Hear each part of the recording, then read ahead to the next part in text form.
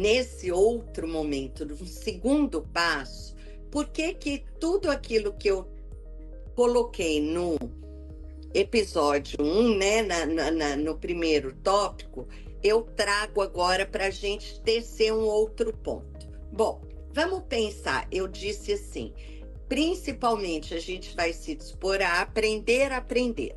Ótimo. Então vamos lembrar que não há aprendizagem sem mobilização interna, intelectual, sem mobilização do meu desejo. E o que é o desejo?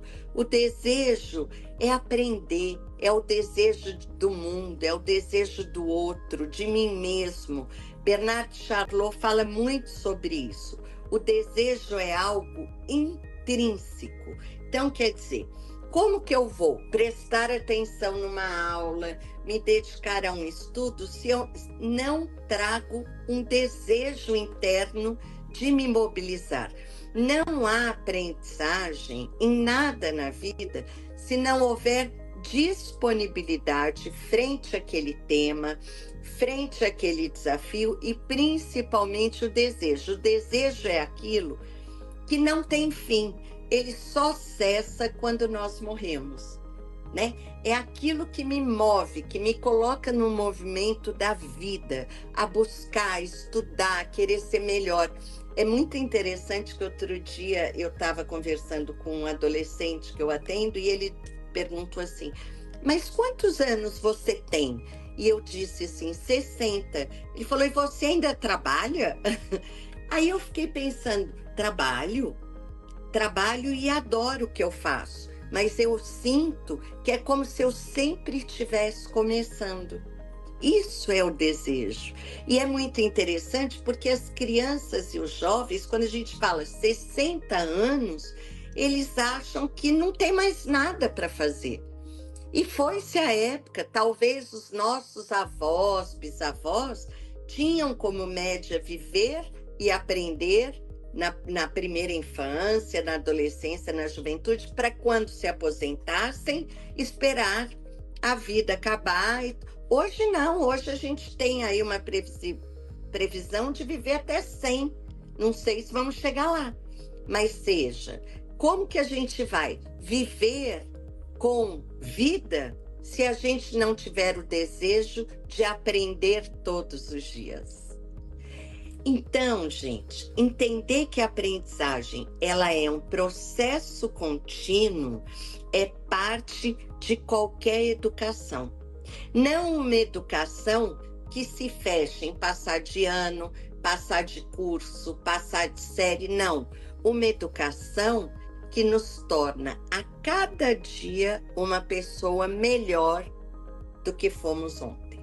Então, hoje, enquanto educadores, enquanto adultos que somos, nós precisamos provocar nas novas gerações o sentido profundo de uma renúncia, de uma frustração para que se consiga algo melhor. Então, eu tenho uma prova amanhã.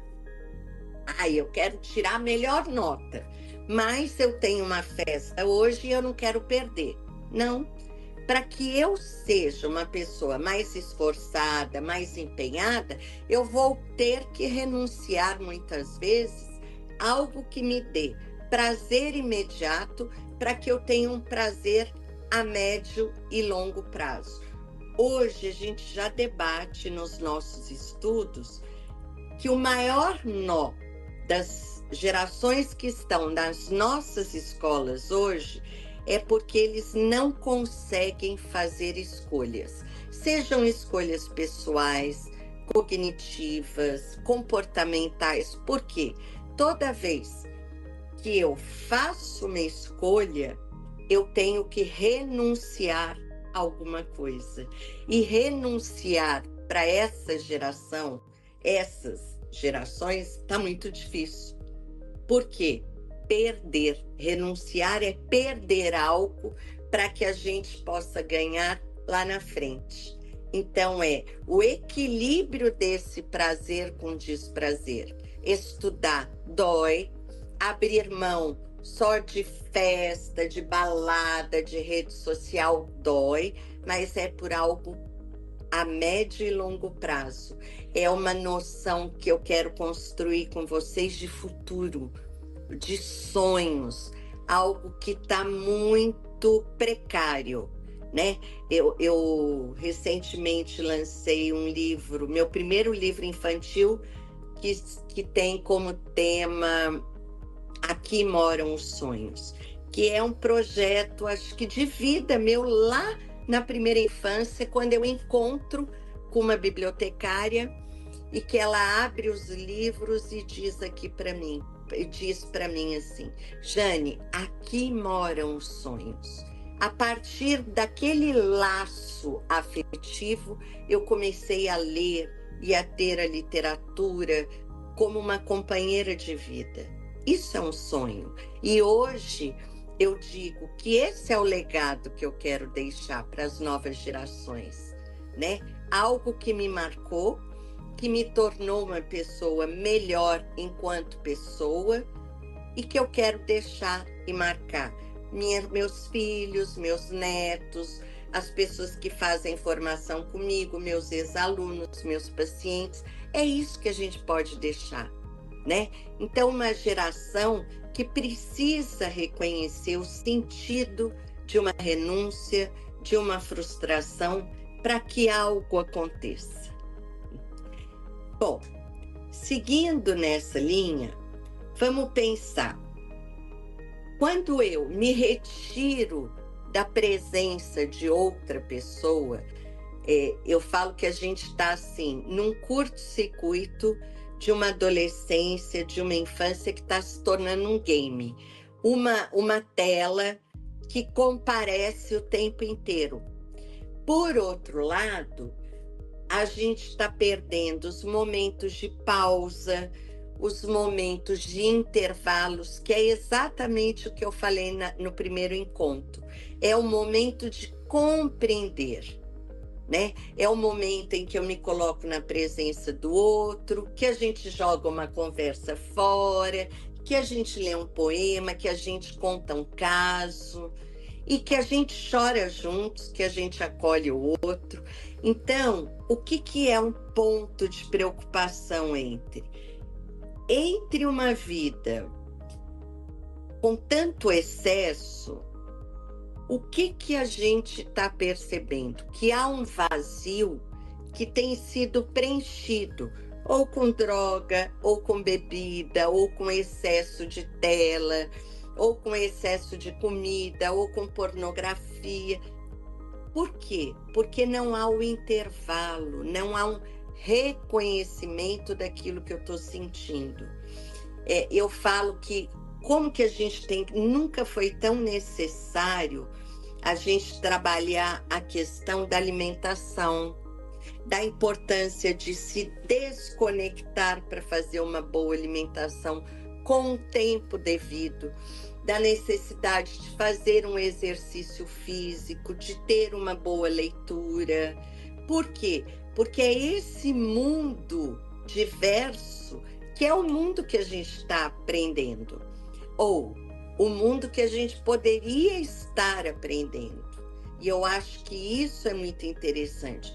O que nós estamos fazendo hoje com todos os dados que nós temos em mãos, né? Dado dos massacres em escolas, dado da violência em família, da violência na rua, nas escolas, dados do excesso de tecnologia, pornografia, tudo que nós estamos debatendo está aí na mídia para ser acessado. O aumento da depressão, o aumento do suicídio, o aumento dos transtornos, né, de comportamento, de aprendizagem, tudo isso nos sinaliza um curto-circuito da nossa humanidade. Eu arriscaria dizer que hoje o grande desafio, quando a gente fala de aprendizagem, é criar um novo pacto civilizatório entre as pessoas, aonde uns aprendem com os outros, né? Então, muitas vezes, se eu quero comprar um celular novo, se eu quero instalar um aplicativo, é só eu recorrer a um jovem que ele me orienta em 5 minutos. Agora, se eu quero pensar numa gramática do sofrimento, se eu quero pensar em dados históricos, eu tenho que acessar as pessoas mais velhas. Entende? Então, a partir do momento em que a gente entender que há uma conexão entre as diversidades e gerações, a gente para de não apostar nas novas gerações. Olha esses fatos que a gente tem hoje relatados e que muito me preocupa e que deve preocupar todos vocês. Nós temos uma média de 150 tentativas de suicídios por ano a cada 100 mil habitantes. E pasme, principalmente em jovens de 12 a 25 anos. Hoje, 2024, já se falam de crianças a partir de 9 anos, né? E que dizem não ter perspectiva de futuro, medo de crescer e principalmente a angústia de um futuro. Quando que a gente lembra, enquanto adulto, de ter vivido algo parecido? Não, né? Porque, por pior que fosse antes, a gente tinha uma perspectiva de futuro. Hoje, o próprio meio ambiente, o clima, né, que a gente está vendo, já nos diz como será daqui a uns anos. E poucas vezes nós trabalhamos isso no currículo escolar, né? A preservação do meio ambiente, a produção de lixo, o consumo em excesso, né? O que pode ser reciclado, o que pode ser economizado, quais os alimentos sustentáveis. Isso agora que tem começado a visitar os currículos, mas ainda timidamente. Então, entender isso é entender que essa bússola do século XXI, que tem a saúde mental, a violência, a aprendizagem significativa, a forma de se relacionar, ela está toda envolvida numa concepção de humanidade. Quem é a criança, o adolescente, o jovem que eu quero ajudar a formar? Bom, então, pensando isso, vamos pensar o que é que nós estamos orientando as crianças e jovens a consumir. E aí, aqui eu vou falar muito do mundo tecnológico, né? Quer dizer, eu consumo, vamos supor que eu seja de extrema direita, né? Como a gente está vendo aí no cenário político, essa polarização, e aí eu começo a consumir apenas notícias da extrema direita. Eu paro de olhar as outras possibilidades. Então eu vou criando e contando uma única verdade para mim. E conforme eu vou consumindo só aquela verdade, os algoritmos vão entendendo que eu gosto daquilo e vão me alimentando e me retroalimentando exatamente naquilo. Ou seja, eu vou criando bolhas aonde só eu e o meu grupo de iguais entra. Se eu sou gay, se eu sou hétero, se eu sou preto, se eu sou branco, eu começo a só consumir aquele assunto a ponto de não considerar o assunto daquele que é diferente de mim. E hoje, mais do que nunca, a gente está lidando com uma segregação tremenda. Por mais que a gente fale de inclusão, integração, acessibilidade, nunca vivemos num mundo tão excludente, seja na sala de aula, seja na sala dos professores, seja dentro da escola. Então, há um distrato com o processo coletivo. O meu interesse individual sobrepõe a qualquer interesse coletivo, né? Muito pautado nos fragmentos de discurso hoje, elimine as pessoas tóxicas, seja amigo apenas de quem pensa como você. Primeiro, a partir do momento que eu me relaciono com o outro, que eu amo ou deixo de amar, a relação tóxica faz parte, né? A forma como eu amo, a forma como eu sou possessiva, a forma como eu exijo. O grande desafio é mediar e trocar formas até que cada um possa ser melhor, mas não fazer um distrato com aquilo que nos torna humanos, que é a civilização, as normas, as regras, a parcimônia, a empatia, a resiliência, o esperar, o demorar, o ver, o compreender. Aí talvez eu possa concluir. Então, o que é uma bolha social? É exatamente o apagamento das pessoas que partilham, o agrupamento, das pessoas que partilham apenas um hábito, apenas uma forma de olhar, apenas uma forma de pensar, que vai exatamente na contramão de uma educação para a liberdade, de uma educação de expressão, de uma educação de criatividade. O que é uma bolha social? É tudo aquilo que a gente consome para não sair da nossa própria bolha. Então, a pergunta que eu quero colocar e deixar para vocês é: há um distrato com o processo coletivo? Seria isso que tem aparecido nas escolas na forma do bullying, na forma da violência física, na forma da segregação, na forma da evasão, né, dos massacres. Tudo isso é uma forma de tornar visível aquilo que passa invisivelmente pelas escolas, pela relação muitas vezes autoritária e não uma relação de autoridade, pelas relações de valentia contra aquele que é mais timidozinho. Em que momento que nós piscamos os olhos a ponto de não perceber quais as peças desse quebra-cabeça? Então, entender isso é entender que todos nós temos o nosso momento de estranhamento.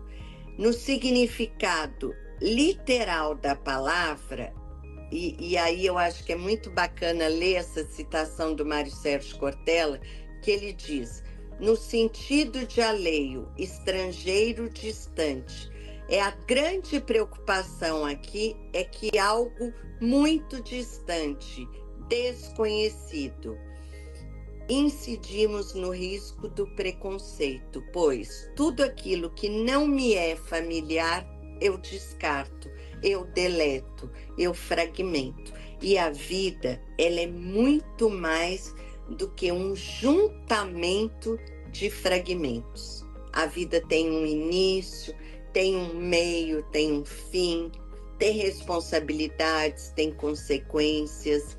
Então, em que momento que a gente está se tornando um estrangeiro para a gente mesmo? Em que momento que eu me interesso apenas com o meu código de barra, apenas com o que eu penso e com o que eu sinto? E o outro é problema do outro. Será possível viver num espaço coletivo, olhando apenas para o meu umbigo, olhando apenas para minha nota, para minha tela, para os meus desejos e negando o desejo do outro? Então, eu penso que a gente tem que pensar nesse curto-circuito entre o espaço e o interesse coletivo e o espaço e o interesse individual.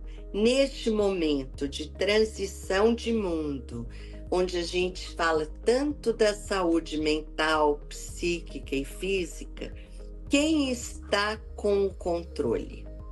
Bom, pensando que o controle, ele passa e perpassa o tempo inteiro por aquele momento lá no início do nosso primeiro encontro, a presencialidade do olhar, né? O tempo que eu levo para olhar. Vamos pensar a próxima imagem, olha só. Pode ir mais um, por favor. Ah, tá. Volta um. Aí, mais um. Isso. Qual que é a diferença do... Pode ir mais um, por favor. Eu me confundi aqui. Aí. Qual que é a diferença do ver e do olhar? O ver é aquela coisa, como diz a filósofa Márcia Tiburski, que foi da onde eu peguei essa ideia, que ver é imediato. É de um clique ao outro, eu estou vendo, né? Eu estou passando, olhando aleatoriamente, sem interesse, sem ser fisgado muito, e um olhar muito desatento. Às vezes eu estou vendo, estou fazendo outra coisa, estou comentando. Já o olhar é algo mais lento, mais demorado, é algo que mexe com todas as minhas emoções, que mexe com a minha forma de ser e estar no mundo, com a forma com que eu contemplo o tempo, com que eu pondero, com que eu tento me colocar no lugar do outro.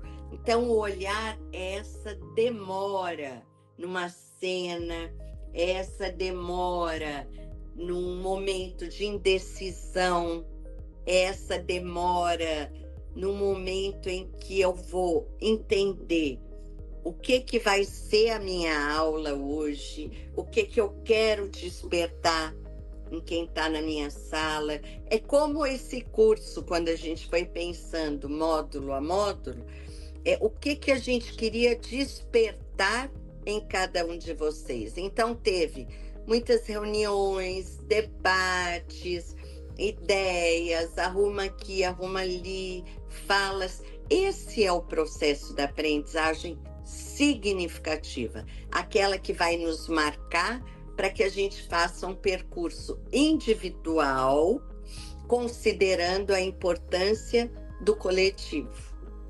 Então, vamos mais um.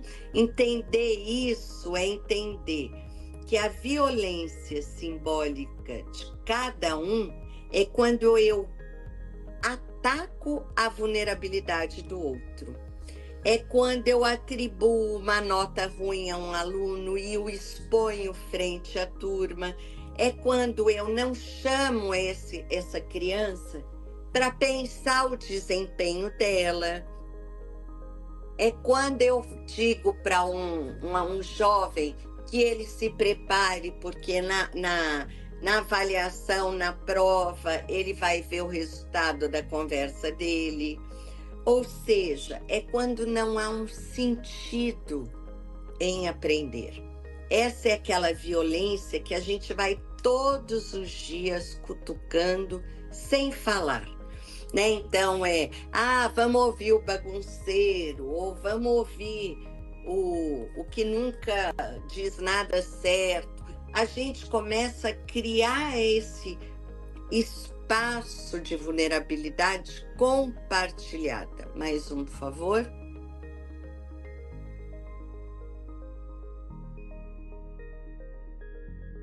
Então, nessa transição de mundo que eu tenho falado tanto, com essa nova carta de navegação, o ato de confiar é algo que precisa ser despertado.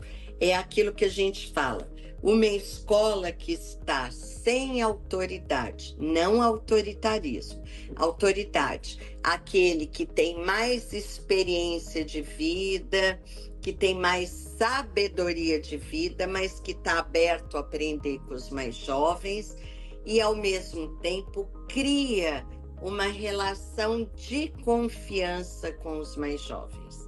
Entender isso é a possibilidade de abrir uma fresta nesse mundo que muitas vezes não tem um vale a pena ir para a escola, um vale a pena estudar, um vale a pena a desconectar para que eu me conecte de outra forma. Então, entender isso nos possibilita recriar os nossos laços afetivos, redefinir o conceito de inteligência que a gente quer despertar, né? Uma grande oportunidade que nós estamos tendo enquanto escola. Quais os tipos de inteligências que habitam o novo mundo?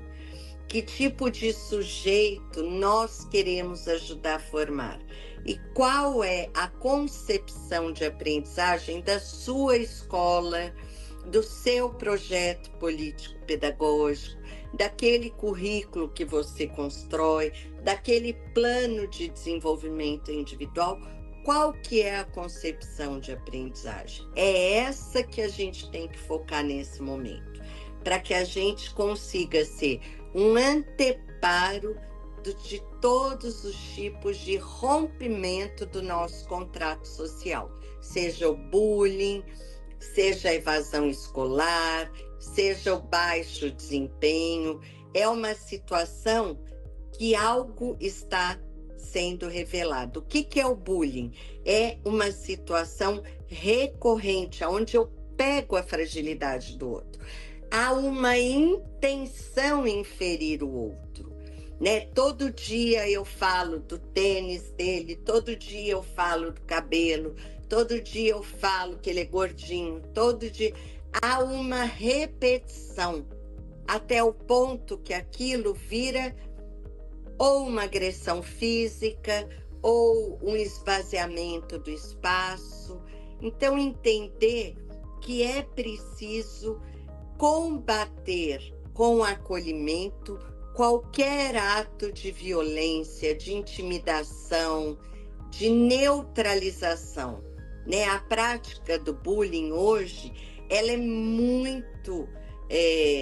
o pessoal fala assim, mas na minha época tinha bullying, a gente não ficava. Hoje, as técnicas de bullying, elas são muito apuradas, né? O meio digital, ele comparece 24 horas na vida da pessoa que está sofrendo, né? Cria-se grupos, cria-se imagens, compartilham-se inteligências que criam e recriam a própria semelhança da pessoa.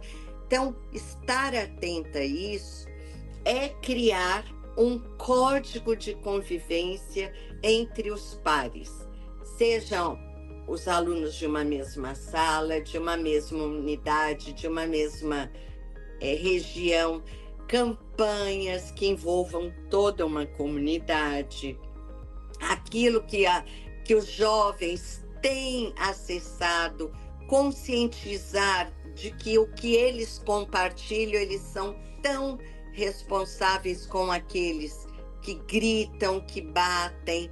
É muito interessante uma política de responsabilização.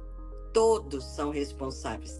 Observem que cada vez mais, em casos pontuais de bullying, as pessoas formam uma roda, filmam e compartilham aquilo em tempo real, ao invés de tentar intervir, mediar, chamar os adultos, né? E atentem-se a isso, principalmente nos espaços que não são habitados por adultos, né? Então, banheiros, espaços embaixo da escada, espaços ermos, saída de escola, praça, esquina da escola, tudo que pode levar a esse mal.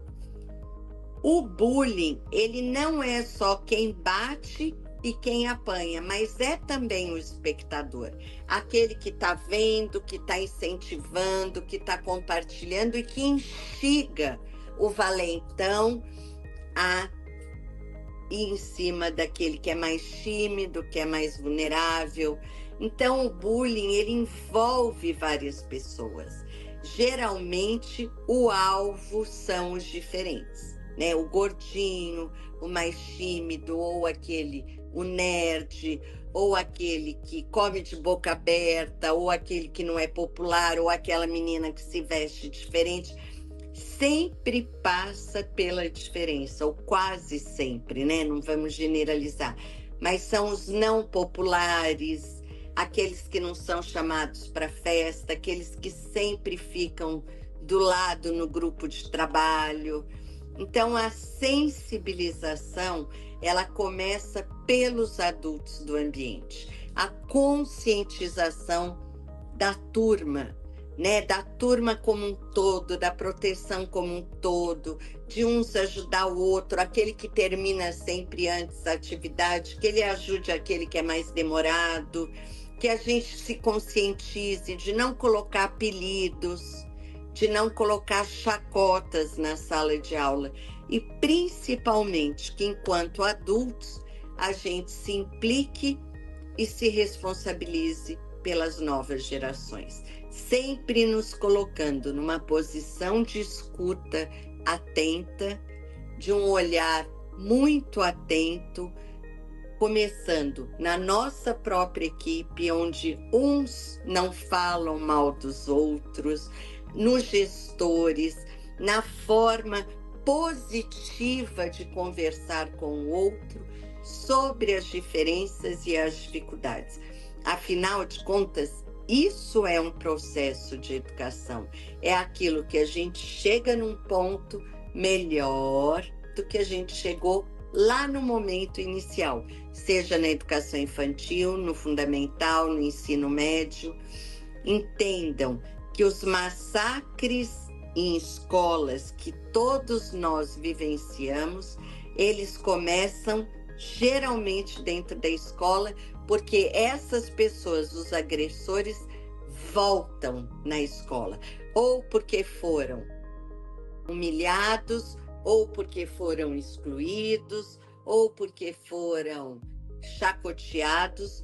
Então, observem todos os estudos de casos que a gente tem fora do Brasil e no Brasil, tirando, se eu não me engano, 2 casos apenas, o restante, todos eles os massacres foram cometidos por ex-alunos, né? Então, pensar isso é pensar qual o recado que a gente pode aproveitar. Seja lá em Columbine, que foi o primeiro grande caso, Realengo, que foi no Rio de Janeiro, inclusive por um aluno que diz na portaria, quando ele retorna à escola, que ele havia ido fazer uma palestra, né? Então, quer dizer, é sempre um lugar de destaque, é um lugar de que eu vou voltar na escola como um lugar de destaque. Quase todos os atos de violência são filmados e postados, além de funcionarem nas redes sociais e nos subúrbios da tecnologia como um ato heróico. Então, eu tenho me perguntado muito, o que um agressor que chega a esse ponto está querendo mostrar para os outros, né? Por que ele está tentando se fazer visível naquele momento e daquela forma, por um ato tão violento? E principalmente que a escola, qualquer escola tem que ser um espaço de vida e não de morte.